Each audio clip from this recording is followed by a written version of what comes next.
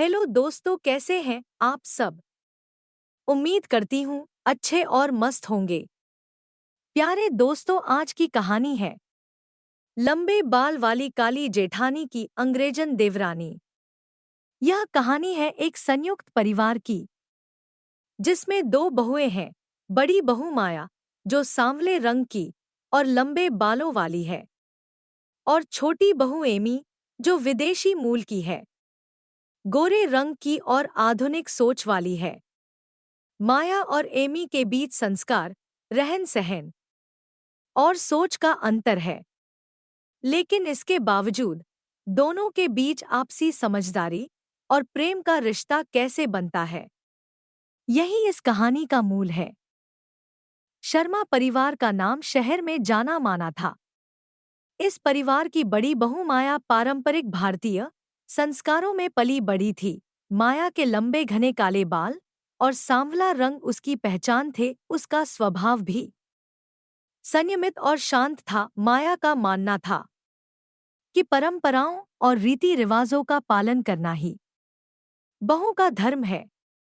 दूसरी ओर एमी एक विदेशी थी, जिसे माया के देवर रवि ने इंग्लैंड में पढ़ाई के दौरान शादी के लिए चुना था। एमी आधुनिक सोच वाली और खुले विचारों की थी। उसकी परवरिश और रहन सहन माया से बिल्कुल अलग था। उसके गोरे रंग और आधुनिक पहनावे के कारण गांव और घर में लोग उसे अंग्रेजन कहने लगे थे।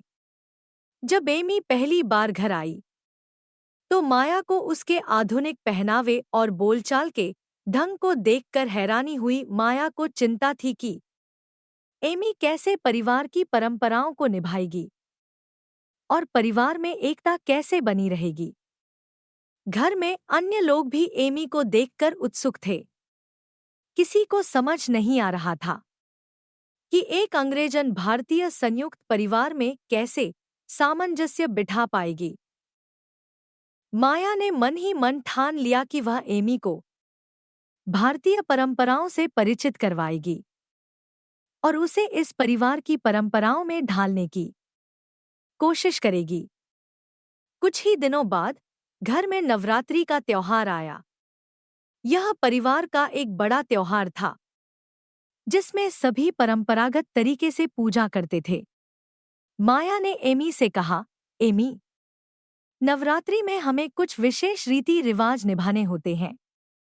जैसे हमें 7 दिनों तक उपवास रखना होता है और सादगी से रहना होता है। एमी ने उत्सुकता से सुना, लेकिन उसने तुरंत जवाब दिया, माया दी, मुझे इन सब बातों की आदत नहीं है। मैं तो दिन में कई बार कॉफी और स्नैक्स लेती हूँ। 7 दिन उपवास रखना तो मुश्किल है।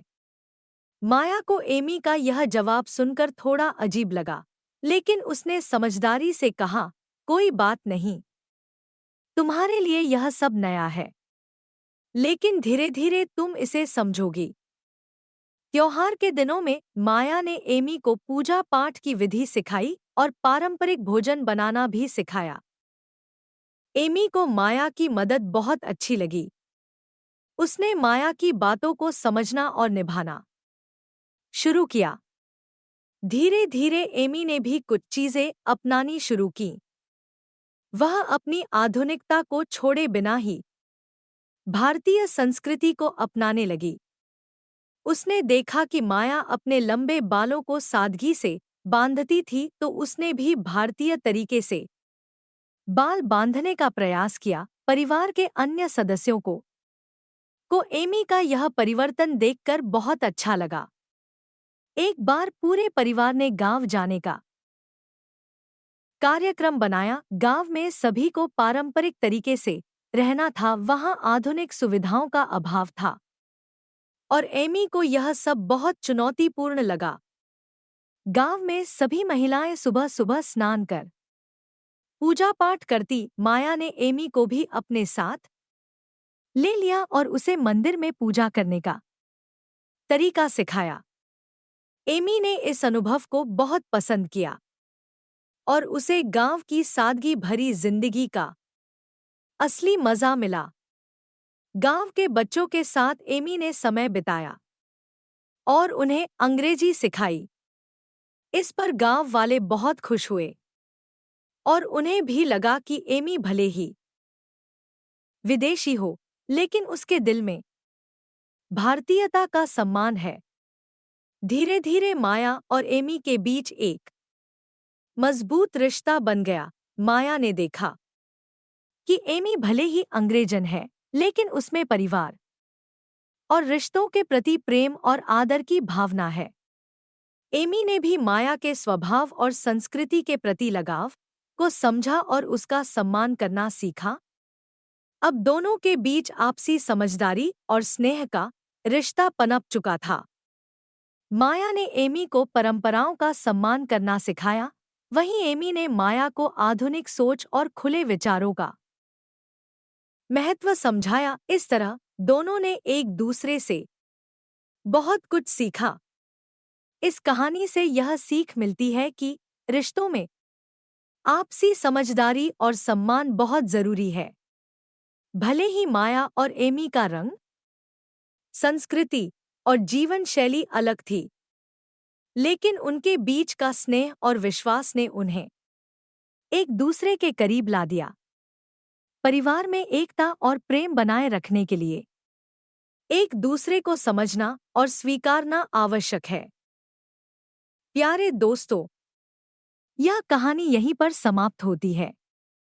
आपको यह कहानी कैसी लगी? कमेंट बॉक्स में जरूर बताएं। अगर आपको हमारी ये कहानी पसंद आई हो तो कृपया हमारे वीडियो को लाइक, शेयर और चैनल को प्लीज सब्सक्राइब जरूर कर लें। इससे हमें मोटिवेशन मिलता है और आप तक ऐसी ही मजेदार कहानियां सबसे पहले पहुंचती रहेगी। प्यारे दोस्तों, नमस्कार।